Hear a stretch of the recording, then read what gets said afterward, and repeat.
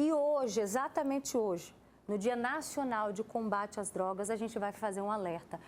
Como os pais podem enxergar os sinais de que os filhos, ou de que a filha, o filho, ele está indo para esse caminho. E evitar a dor, por exemplo, que a gente viu agora dessa mãe. Imagina só, vamos bater um papo sobre esse assunto? Aqui no nosso estúdio eu recebo o psiquiatra, Dr. Rafael Mazini. Muito obrigada, doutor, pela sua participação. Uma boa tarde. André Cristiano, conhecido como o vencedor, né, André? Obrigada também pela sua presença. Obrigado, Roberto. E a gente também recebe aqui hoje a Suelen Castro, que tem uma história também de superação com as drogas. E à medida que a gente ia exibindo agora essa reportagem, a Suelen ia se identificando um pouco com essa história, né, Su? Boa tarde. Boa tarde, Roberta. Boa tarde para você de casa. Sim, Roberta, porque entrar nesse mundo é um mundo assim sem saída, né? Sem volta.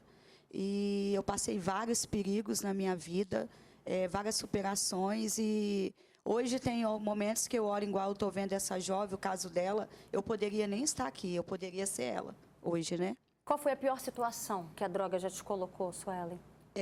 Como eu tive aqui da outra vez passada falando, né, eu já gerenciei o tráfico de drogas e devido a gerenciar, eu também virei usuária de crack. Então, eu obtive uma dívida muito grande, eu perdi várias cargas de droga e ali eu fui levada para o areal do Vale Encantado. Eu tenho algumas marcas de tiro pelo meu corpo, tenho ainda uma bala na minha cabeça. Então, ali eu vivi momentos assim que, para mim, eu ia morrer.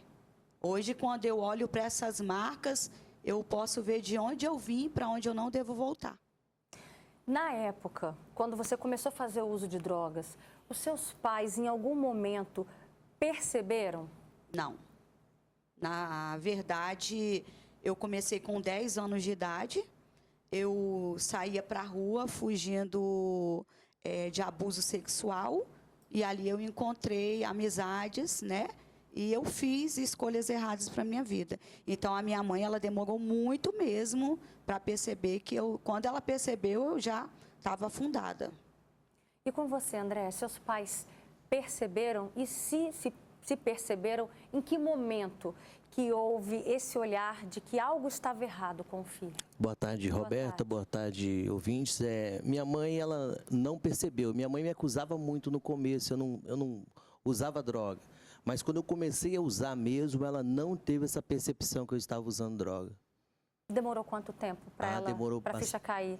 Demorou bastante tempo, demorou muito tempo para ela perceber. Doutor Rafael Mazini, é sobre isso. É sobre levar essa informação aos lares, aos pais, aos avós, aos tios, sobre como que a gente identifica, quais são os principais sinais de que os nossos filhos, sobrinhos e netos podem estar envolvidos nesse caminho. A primeira coisa que a gente tem que sempre observar na rotina da criança é o comportamento. Da criança, do adolescente, do adulto, o comportamento que era habitual, daquela convivência em família, amigos, trabalho, muda aos poucos até ficar bastante invisível, né? A pessoa muda o estado de humor, fica mais reativo, dependendo quando está sob efeito ou quando está em abstinência, que é a ausência da droga, fica um pouco mais reativo, irritado, ou quando sob efeito das drogas, a pessoa pode ficar um pouco com a fala desconexa, lentificação, tontura. Então, o comportamento habitual muda até a pessoa começar a apresentar e a família perceber, consequentemente, os prejuízos da vida sociofuncionais. A pessoa fica mais ausente de casa, quando chega em casa, como já falei, chega com um humor alterado, comportamento alterado e começa a ter prejuízo, por exemplo, no trabalho, na vida pessoal, nos estudos. Então, o comportamento vai mudando. Então, é sempre importante os pais estarem perto, conversar com os filhos, como é que foi o seu dia, como é que você está se sentindo, para percebendo pouco a pouco como é que está esse comportamento, se está dentro ou fora do habitual. Mas olha só, a Suelen falou que a partir dos 10 anos, né, Suelen, que você fez seu primeiro uso de drogas, não é isso? E com você, André, foi a partir de qual idade? Foi 16 anos. Então, nessa faixa etária, quando tem aí a pré-adolescência, a adolescência, é uma fase em que há naturalmente também uma mudança de comportamento, né? Se a gente voltar alguns anos atrás, a gente também fica um pouco mais arredio na adolescência. Como que a gente diferencia, então, esse comportamento mesmo? O comportamento do dependente químico, da pessoa que está em contato com droga, desvia um pouco desse comportamento natural da adolescência, que é aquele comportamento de desafiar, de querer entender melhor como funcionam as coisas e entender do seu jeito, contrapondo a opinião dos pais. A diferença é que quando a pessoa adentra no mundo das drogas, ela começa a transgredir um pouco os comportamentos normais da sociedade e dentro de casa, né? Então, assim, o que era uma discussão, por exemplo, familiar, vira uma agressão, vira uma agitação. A pessoa pode quebrar objetos dentro de casa e colocar a si ou em terceiros em risco de vida, como aconteceu com a vítima, como aconteceu com a colega, que, né, quando acaba se envolvendo em atividades de alto risco de vida para si e para terceiros. Né? Suelen, qual é a sensação hoje quando você tem a oportunidade de contar essa história, o que aconteceu com você, que você ficou ali entre a vida e a morte, e hoje você assiste uma reportagem, se identifica com a história dessa jovem, qual é a sensação que isso te traz? A sensação, Roberta, é de privilégio, né? Porque eu consegui sair de lá e a grande realidade é que quando a gente entra nesse caminho, muitas das vezes a gente acha muito julgamento, só que ninguém sabe o que há por trás de um comportamento estranho, ninguém sabe do que há por trás do primeiro uso. O meu foi o abuso. Então, assim, isso não justifica de maneira nenhuma. Mas hoje, quando eu vejo igual o fato dessa menina aí, eu me identifico muito. Porque muitas hoje não têm essa oportunidade de mudar. Não agarra essa oportunidade. Eu me lembro que quando eu decidi sair dessa vida, eu me lembro que a psicóloga no presídio, porque no presídio eu mudei dentro do presídio, então eu usava lá dentro. A psicóloga falou para mim, Sueli, qual é o seu maior medo ao sair daqui? Eu falei, o crack. Porque era mais forte do que eu. Era como ver esse copo de água. Eu até queria não beber, podia me dar uma Coca-Cola, mas eu quero água. Então, assim é o crack. Eu quase cheguei a virar mendiga, moradora de rua, né? Por causa do vício, porque ele tira a sua dignidade. Inclusive, a gente tem aqui participações no Facebook. A Mônica Lima diz, boa tarde, Roberta, eu conheço essa moça falando a seu respeito. E vi desde o início tudo que ela passou, já havia anos que não havia. Que bom que ela está aí viva para contar tudo o que passou, né? E servir de exemplo para jovens e crianças para que não entrem nesse mundo. E você, André, qual foi a pior situação que a droga já te colocou?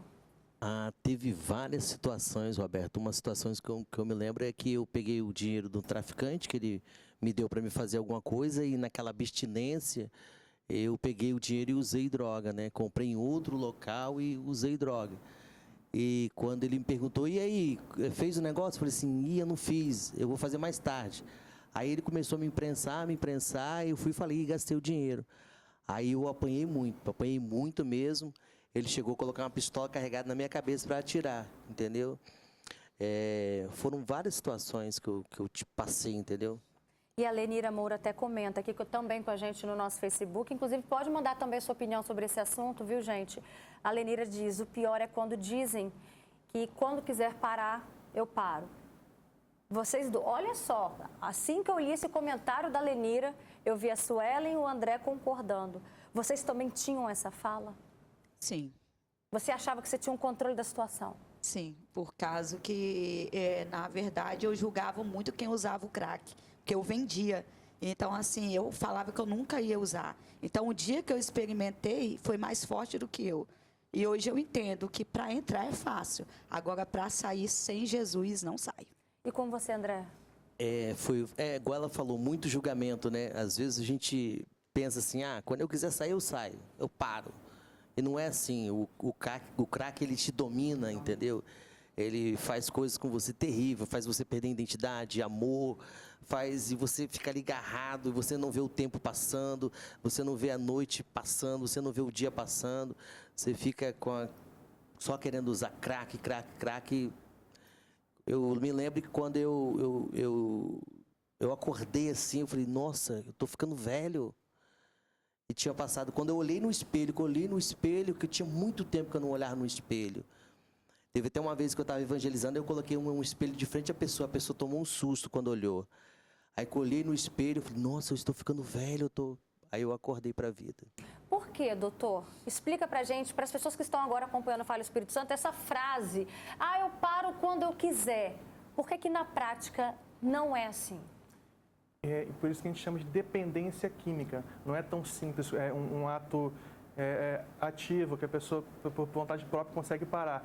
Raras são essas ocasiões, muito raras, porque a gente está trabalhando com substâncias que ativam receptores e gera uma sensibilização desses receptores a nível do sistema nervoso central, né? E o crack é mais grave ainda que as demais drogas porque é inalatório, então o efeito é muito rápido e logo quando acaba a pessoa já quer continuar naquele uso e vai gerando um prejuízo cada vez maior nesse padrão nocivo de uso da droga. Então, como a gente está trabalhando com dependência química, com receptores do sistema nervoso central, não é tão simples. Então, tem que ter um profissional ajudando, auxiliando a reduzir gradualmente até conseguir retirar essa droga. Agora, dependendo da situação que chega, tem muitos pais que pensam assim, eu prefiro que meu filho, então, use dentro de casa, quando ele já chega ao conhecimento dos pais, né? Eu prefiro que use aqui, dentro de casa, porque não está na rua, eu sei que não está correndo risco. Ou então, tem pais que pensam assim, eu prefiro, então, dar o dinheiro para o meu filho, para não ficar devendo traficante. Doutor, essa é uma atitude correta? É porque a gente sabe que envolve o desespero de um pai e de uma mãe. Essa é uma atitude correta ou errada? Eu acho que é uma atitude equivocada. Como eu tenho costume de lidar com isso, que eu sou coordenador de clínica de reabilitação, né, e trabalho em hospital também geral, atende diretamente esse público, eu costumo falar o seguinte, isso é respaldado em literatura, não existe uso de nenhuma droga 100% seguro. Em algum momento esse uso pode gerar problema físico e psicológico para a pessoa usuária da droga. Então, o mais importante é isso. Identificar os fatores de risco, né? Identificar o comportamento, o local que a pessoa anda, as pessoas com quem ela anda, né? Se tem um histórico na família que favorece isso, algum membro, algum colega, alguma pessoa próxima que faz uso de droga. E também, como a colega falou, que é muito importante identificar possíveis transtornos psiquiátricos associados. Porque a droga nem sempre é só um uso recreativo. Muitas vezes a droga é uma forma de fugir da realidade, tamponar algum sofrimento. Então, por isso que eu sempre falo e repito, sempre ficar perto, conversar para entender qual é a realidade do filho, em que realidade social, socioeconômica, sociofuncional se encaixa a droga. Se é por questão do uso recreativo, se é a companhia, se é o local que ela frequenta, se é um transtorno psiquiátrico que já está estabelecido, como uma depressão, por exemplo, como um trauma, por exemplo, do possível abuso. Então, isso é muito importante. Então, não existe uso 100% de seguro de nenhuma droga. Então, o ideal é evitar o uso e tentar a abstinência total. E aí, aproveitando o seu gancho, eu vou ler aqui o comentário do Eldson Juvenal. Ele diz o álcool e remédios, né, também são drogas. Então, a gente precisa fazer esse alerta que, às vezes, a porta de entrada é essa, né? Exatamente. Muitas vezes, boa parte, até maldigo, até me arriscar falar, a maioria das vezes, existe uma porta de entrada. Então, isso é muito comum, principalmente as pessoas que estão tratando depois de um tempo, querem parar e falar, doutor, será que eu posso só tomar uma cervejinha ou fumar um cigarro de vez em quando? O ideal é evitar também esses outros tipos de drogas que são nocivas, mas são lícitas, né? Que muitas vezes funciona como uma porta de entrada. Às vezes uma cervejinha vai levar a pessoa a ir para outros tipos de drogas, como cocaína, como um crack. Então, é um fator de risco também que a gente é melhor pensar em evitar. A Áurea Cristina também participa com a gente aqui no Facebook. Ela diz, aconteceu isso aqui na minha casa. O cara veio matar meu irmão na porta da minha casa e minha mãe pagou para ele não morrer. Imagina só o sofrimento, o desespero da mãe aí da Áurea. Também tem um comentário da Letícia Pimenta que participa com a gente. Ela diz, o problema das drogas são os efeitos que faz com o indivíduo.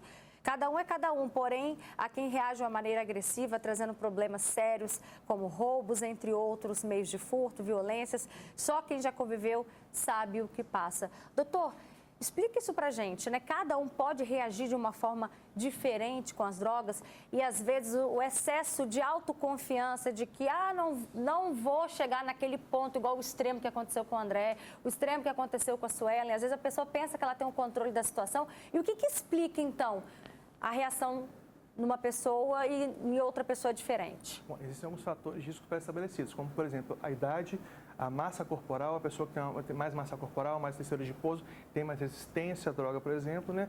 E, claro, a quantidade de uso e o padrão de uso. Um padrão recreativo é menos propenso a uma dependência química, porém, aquele uso contínuo, né, como nos casos dos problemas psiquiátricos conjuntos, né, como a pessoa vai usando frequentemente, acaba perdendo o controle. Aí gera aquela dependência química. E o que é que define dependência química? Quando a pessoa gira toda a vida dela em função de obter e usar a droga. Então, a pessoa, às vezes, tem um problema muito grave no trabalho, financeiro, a pessoa tem que recorrer a atos transgressores para conseguir manter o uso da droga. Roubo, furtos, fuga de casa.